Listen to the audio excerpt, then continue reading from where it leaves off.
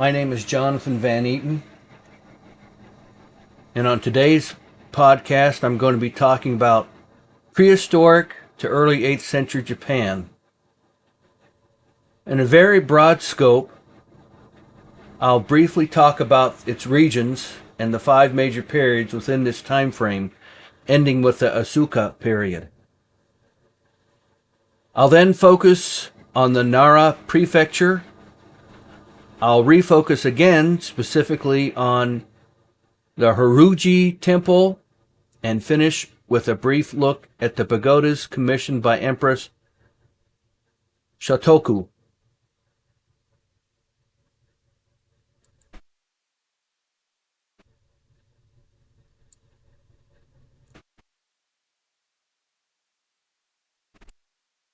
The Japanese archipelago consists of mostly mountainous islands that stretch from northeast to southwest, about 1,740 miles long.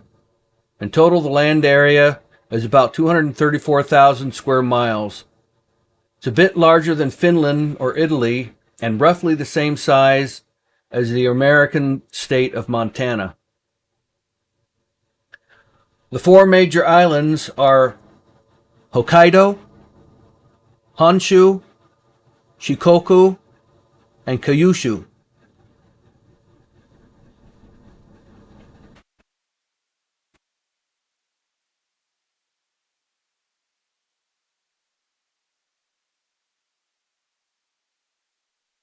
Japan is an island country formed by an arc in the Pacific Ocean to the east of the Asian continent. The land comprises 4 large islands. The Pacific Ocean lies to the east, while the Sea of Japan and the East China Sea separate Japan from the Asian continent. In terms of latitude, Japan coincides approximately with the Mediterranean Sea and with the city of Los Angeles.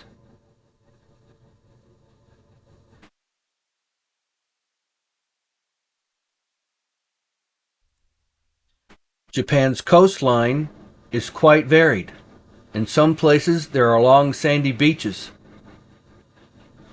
There are also areas of the coast with many inlets and steep cliffs caused by the submersion of part of the former coastline due to the changes in the Earth's crust. A warm ocean current known as the Kuroshio flows northeastward along the southern part of the Japanese archipelago, and a branch of it, known as the Tsushima Current, flows into the Sea of Japan along the west side of the country. From the north, a cold current known as the Shishima Current flows along Japan's east coast, and a branch of it, called the Lyman Current, enters the Sea of Japan from the north. The mixing of these warm and cold currents helps produce abundant fish resources.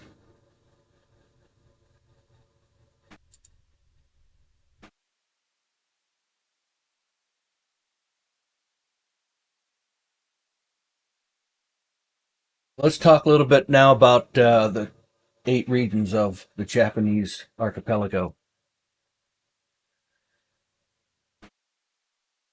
The Hokkaido region is formed by Hokkaido Island, the northmost and second largest of Japan's 4 main islands, and several surrounding islands.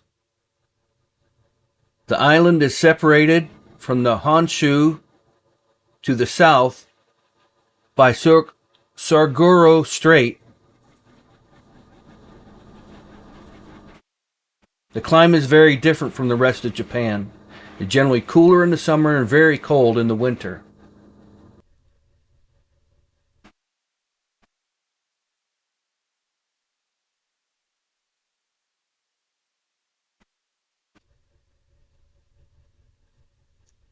Hokkaido is crisscrossed by mountain ranges and is famous for its natural scenery, including virgin forests, active volcanoes, and large lakes.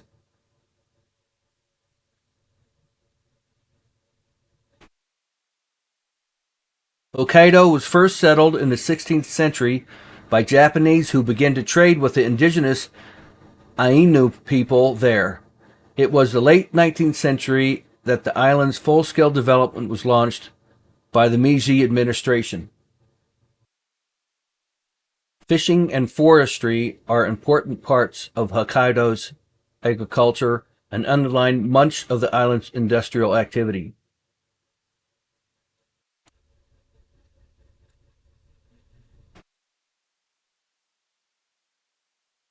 The Tohoku region is largely mountainous, encompasses all of northeastern Japan. Centers of population are found along the coastlines of the Pacific Ocean and the Sea of Japan, and in several basins. The Tohoku region has short summers and long winters.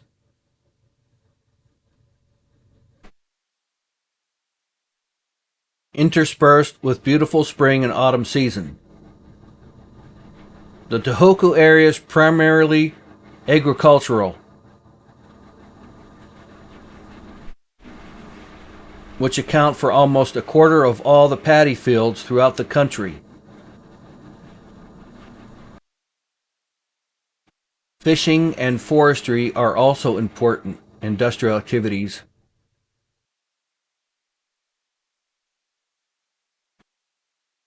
The Kanto region lies in the southeastern part of Honshu and is dominated by the Kanto Plain, Japan's largest.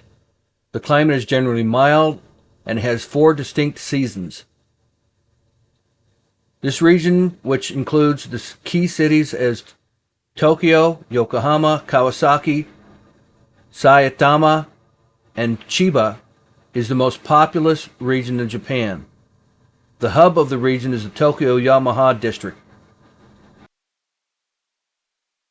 which is the core of Japan's commerce and industry. Tokyo is the capital of Japan and consists of the 23 wards, 26 cities, 5 towns, and 8 villages.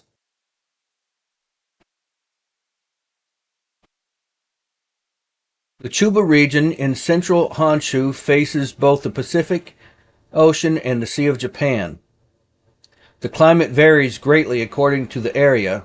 While the Sea of Japan side is famous for heavy snowfalls, the Pacific side generally enjoys mild climate throughout the year. The Chubu region has some of Japan's longest rivers and one of the largest rice-producing areas located along the Sea of Japan. The most famous landmark of this largely mountainous region is Mount Fuji. It is Japan's highest mountain at 12,388 feet, most highly regarded, and is considered sacred.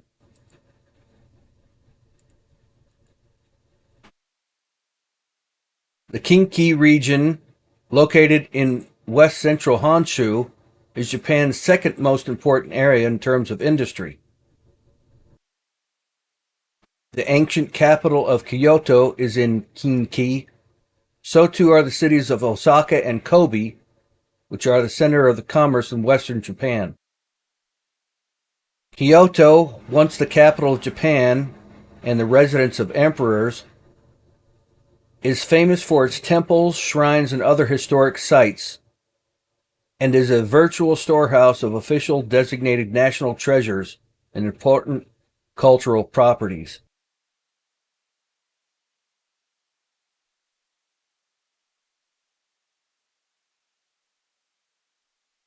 The Chugoku region, encompassing the whole western tip of Honshu, is mountainous with many small basins and coastal plains. Large rice-producing areas are concentrated along the plains of the Sea of Japan and the Okayama Plain. The warm, dry climate of the inland sea coast is ideal for growing oranges. The city of Hiroshima is located within the Chugoku region. Shikoku, the smallest of Japan's 4 main islands, along with various satellite islands, constitutes this region, which spreads across the inland sea.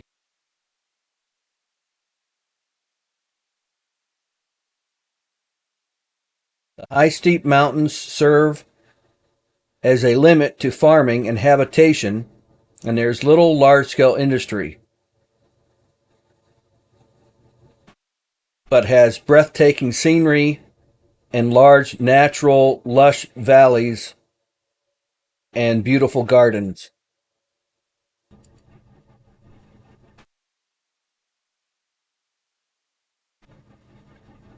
Kyushu, the southernmost of the four major islands, and more than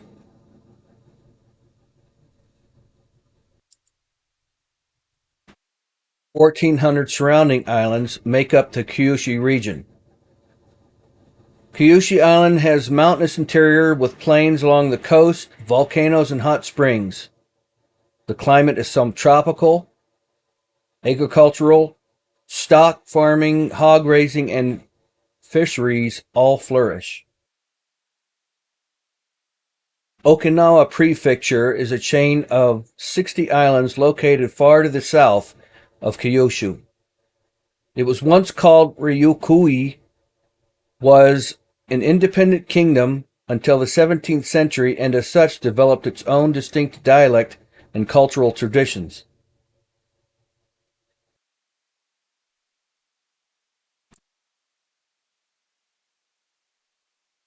There are 17 historical time periods within the Japanese history, and for the purposes of this podcast, we're going to be covering the first 5. Paleolithic period, Jomon period, the Oyu period, the Kofun period, and the Asuka period, also known as the Yamato period.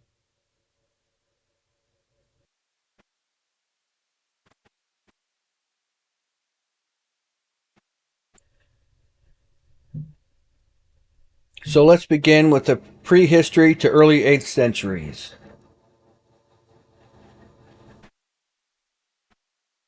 Paleolithic period, time before 14,000 BC. The first human beings to inhabit the islands we now know as Japan appear to have been Stone Age hunter-gatherers from Northeast Asia. Traveling in small groups and using stone-tipped weapons, they followed herds of wild animals, including mammoths, elephants, and deer, across the land bridges to Japan that formed when the seas receded during the ice ages.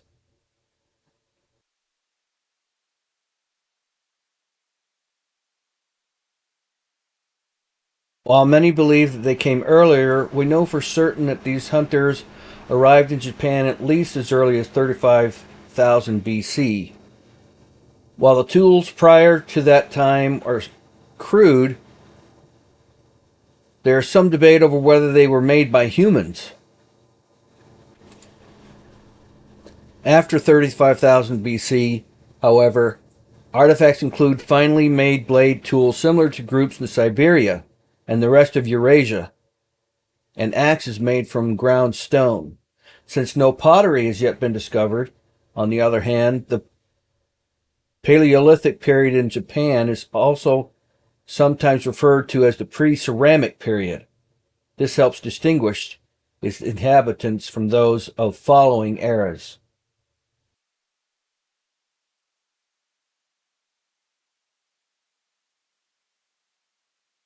Jomon period.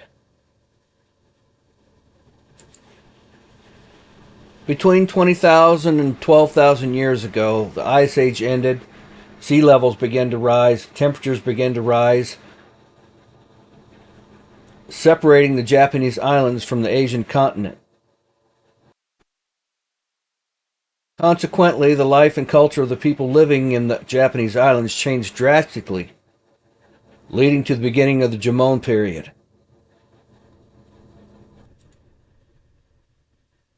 The land bridges that had provided walkways for such Paleolithic inhabitants of Japan as the woolly mammoths, deer, and humans were submerged for the final time. The islands of Honshu and Hokkaido were again separated, and Japan was once more isolated geographically. As temperatures became hotter, larger animals were hunted off or just became extinct because of the heat, forced the inhabitants of ancient Japan to begin pursuing other avenues of survival, and a new, more sophisticated civilization to begin to emerge. This new stage in Japanese history, known as the Jomon period, Jomon literally means cord pattern, because of the appearance of the earthenware that was created during that time, with patterns impressed by sticks, bamboo, vines, and rope.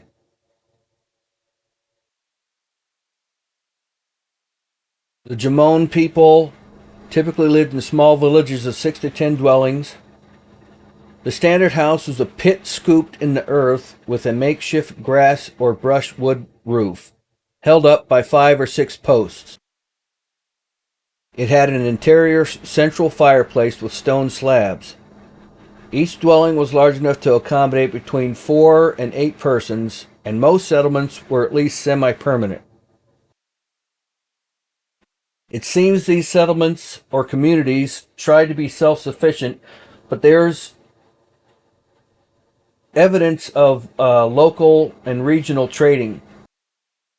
Into the late Jomon communities, the late period, there are house pits considerably larger than their neighbors.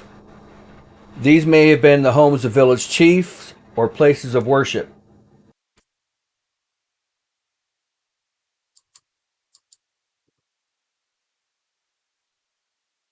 Yoi period.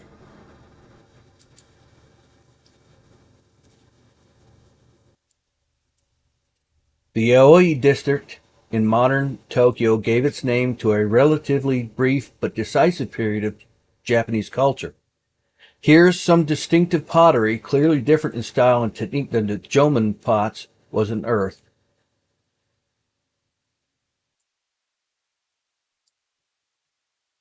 Now, late Jomon culture was overlaid with a new and more advanced culture based not only on new pottery forms, but also the mining, smelting, and casting of bronze and iron, and the irrigation and cultivation of rice. Yaoi culture varied by region, but overall it was a culture unique to Japan, in part due to Japan's isolation.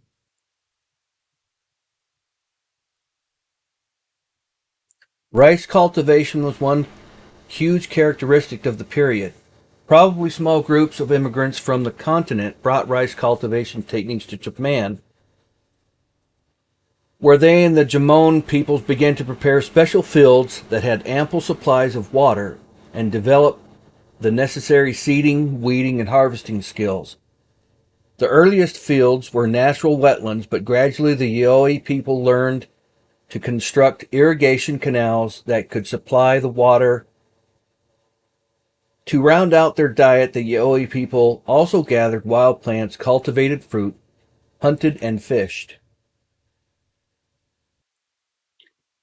As mentioned before, the Yoi period also saw the extensive use of metal. Practical iron tools from Korea have been found in the oldest Yoi sites in the western part of Japan. Ritual bronze objects such as mirrors, swords, and spears also came from China and Korea. Eventually, the Yoi people learned to mine, smelt, and produce these items on their own. Yoi pottery also reflected technological improvements. The pots were normally fired at higher temperatures than Jomon pottery.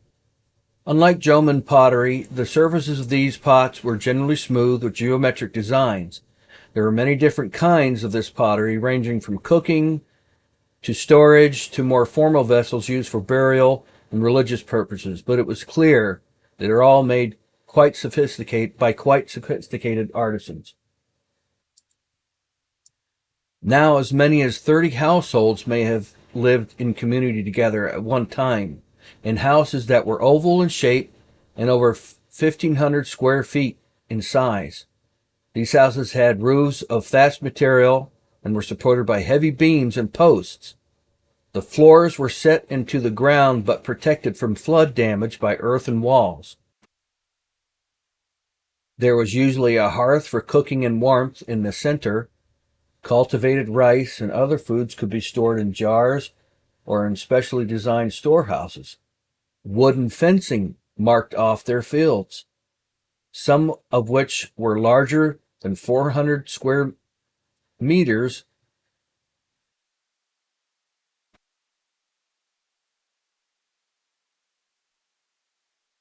As the population increased and more conflicts over land and water rights occurred, Yoi village leaders gradually evolved into village chiefs. Villages evolved into chiefdoms, and fighting between chiefdoms became common. By the last century of the Yoi, around 150 AD, confederations of chiefdoms had developed into political bodies that ultimately laid the foundation for an ancient state.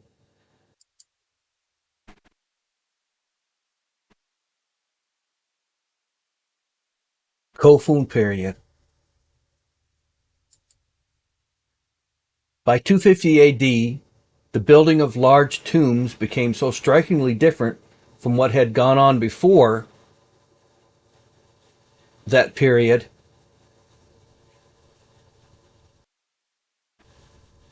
the period between 250 AD to the introduction of Buddhism in 552 AD is now commonly called the Kofun or Old Tomb period. These tombs reflect the power of an extensive political regime. They have been found from southern Kyushu to northern Honshu. Shapes varied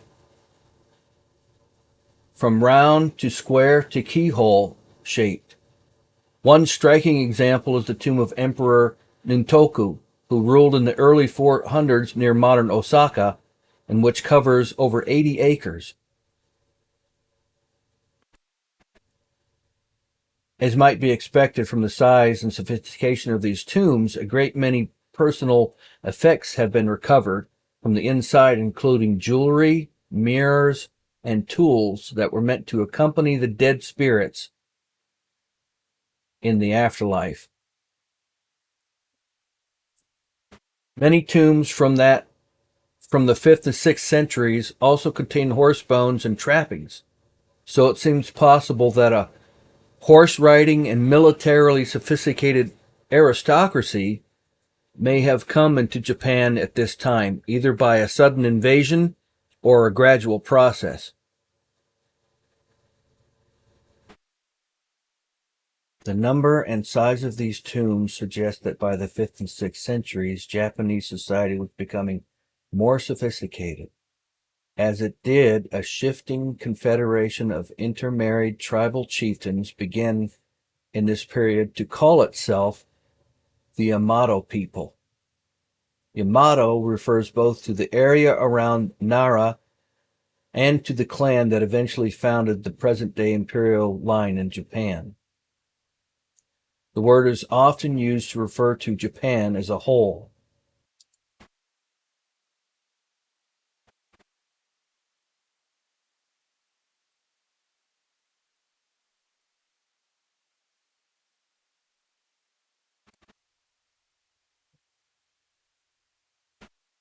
The Yamato chieftains themselves claimed descent from the sun goddess.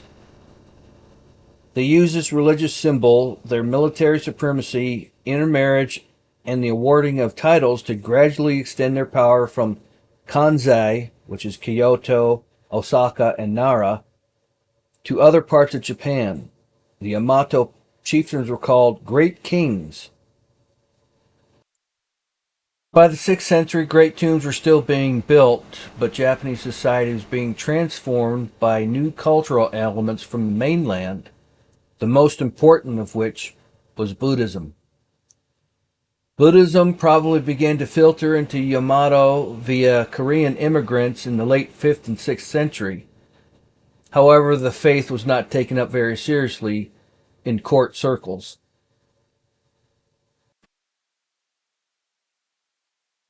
Till King Saimai of the Pacheki Kingdom in Korea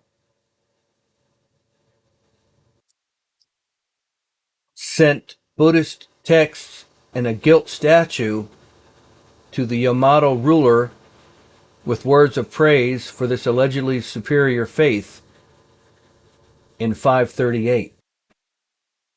The gift caused conflict in the court because some did not support adopting a new and alien religion.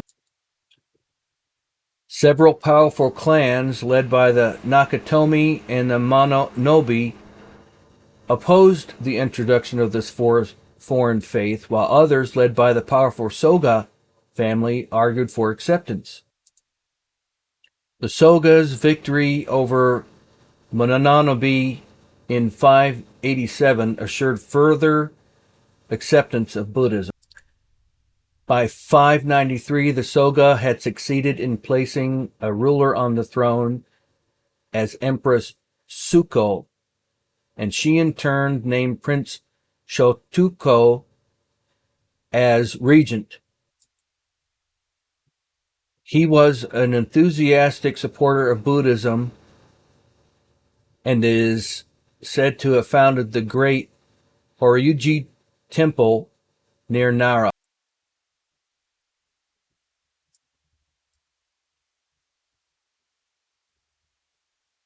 Shotoku's also used the Chinese imperial model to build a stronger imperial state for the Yamato and now Soga rulers.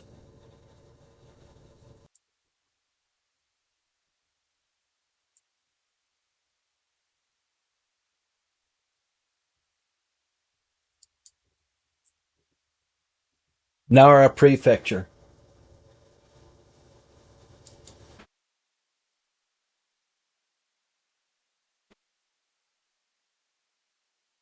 More than 10 centuries ago, a capital of Japan existed here.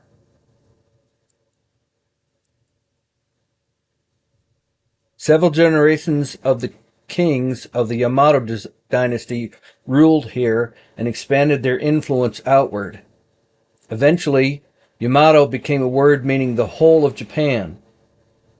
The foundation of Japan was built here. This ancient capital, older than Kyoto or Nara, did not develop as other ancient capitals did, and thus was left largely untouched.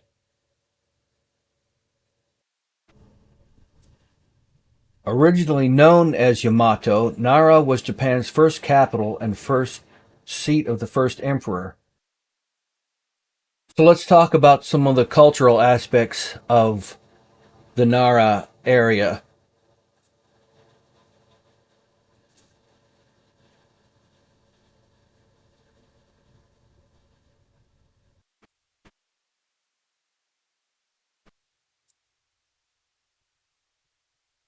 The birthplace of sumo.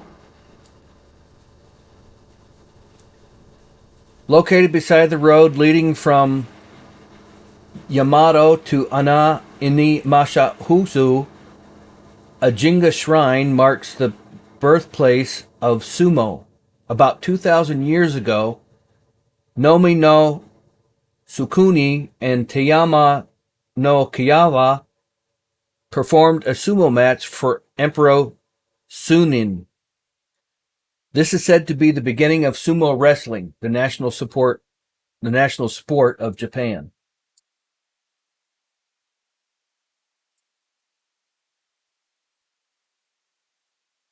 At the time, sumo was a kicking match. It is said that Nomi no Sukuni's kicks broke Taima no Kehaya's back and took his life.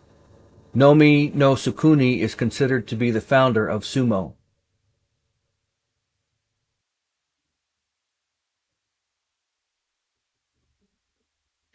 Birthplace of Japanese theater. According to the Chronicles of Japan, the influential Prince Shotoku taught boys how to dance the gigaku in the year 612.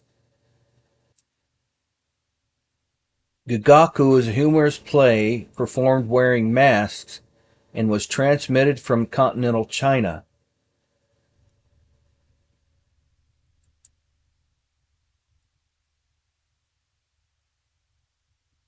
Tojichapu was the first national theater in Japan and was also chosen as the location for the National Theater Research Institute for the development of Japanese entertainment culture.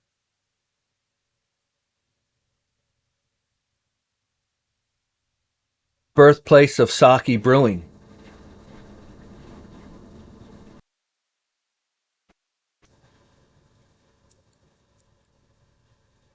During the reign of Emperor Sujin, a sickness fell upon the land. One night, Omana Nan Ushi, deity of Imimwe Jinga Shrine, appeared to the troubled emperor dreams to command him to engage in reverential worship. The emperor had Takahashi Kui no Makoto brew a batch of sake in the highest order, and it was then presented to the deity as an offering. With that, the sickness abated, leaving the land in peace.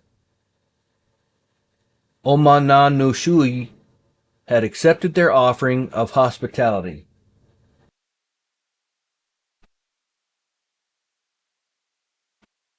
Held every year around the same time, brewing begins across Japan.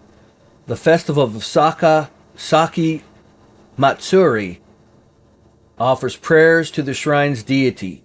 This deity has been worshipped with reverence since ancient times as the god of brewing, and people pray for safety and security in the brewing of the new sake.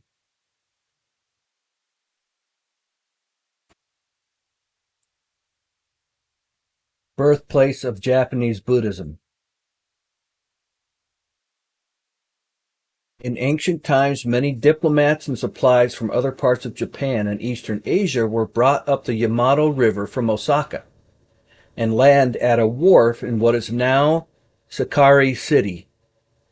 It is at this wharf in the 6th century, during the reign of Emperor Kimi, the envoy of the ancient Korean king from Pekchi came up the river and spread the teachings of Buddhism.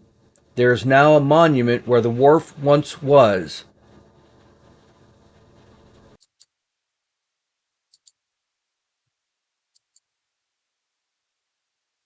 Haruji Temple.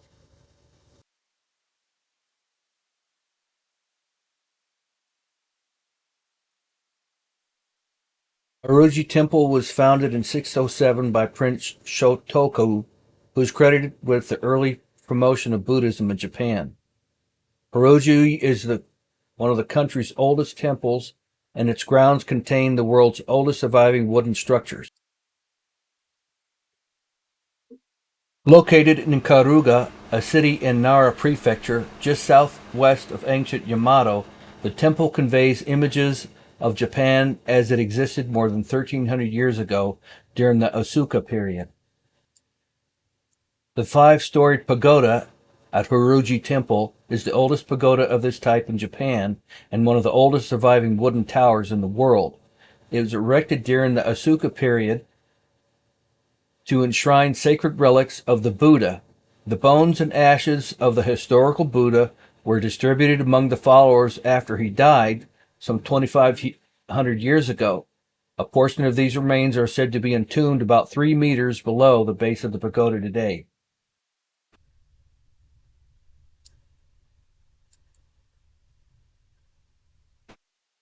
Kondo, or main hall at Horiju Temple, is the world's oldest wooden structure and enshrines the temple's most important treasures. It is a 2-story wooden building, and its interior is made to resemble the Buddhist vision of paradise via brightly colored murals on all 4 walls. There are 12 distinct panels depicting scenes with the Buddha and the Bodhisattvas.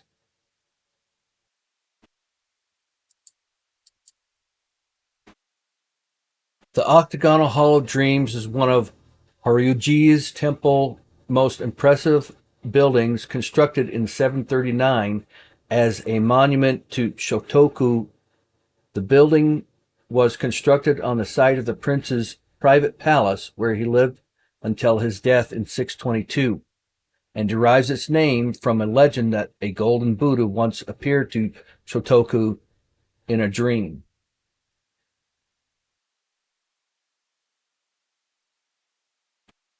The magnificent middle gate marks the entrance to the inner temple where the five-storied pagoda and main hall are located. Two fierce guardian deities known as Kongo Rikishi, or Neos, flank the gate. These statues were erected to protect the temple and have stood guard for more than 1,000 years. There are actually two portals within the gate. They stand side by side, forming what is known as a split entrance. The entrance is said to reflect the positioning of the buildings within the precinct. It is also said that unlike other temples of the time period in which the buildings stood in a straight line, the main hall and the five-story pagoda at Horyuji Temple stand side by side, almost as if mirrored by the gate's split entrance design. Built in the Chinese Buddhist architecture style, Horyuji depicts some of what I like most about Japanese architecture. It's very clean appearance, neat but exotic, and so very different from anything Western civilization styles. I can see the influence of these buildings had on many of Frank Lloyd Wright's works. The lines and aura can be seen in modern Japanese architecture.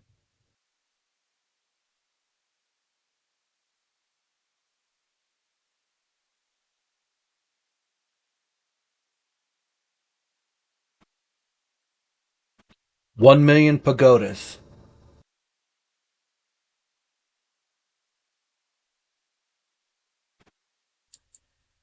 The Hayakamatro Dharani, or the 1 million pagodas, and Dharani prayers are a series of Buddhist prayers or spells that were printed on paper and then rolled up and housed in wooden cases that resembled miniature pagodas. The pagoda symbolizes the path to heightened awareness and heightened perception. It is the most important symbol filled with wisdom, peace, and harmony. Japanese pagodas took on the form of a tall tower consisting of an odd number of repeating floors that decrease in proportions. In the five-story pagoda, each floor symbolizes the five elements: earth, water, fire, wind, and heaven. Seven-floor pagoda symbolizes the seven treasures of Buddhism and the seven northern stars. The nine-level pagoda is a holistic symbol of all the qualities that must be met to be successful in life.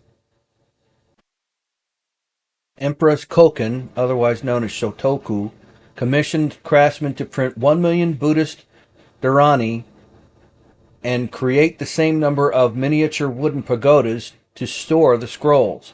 She did this in the hopes that political strife would decrease, peace would come to the land, and revolts would never erupt again.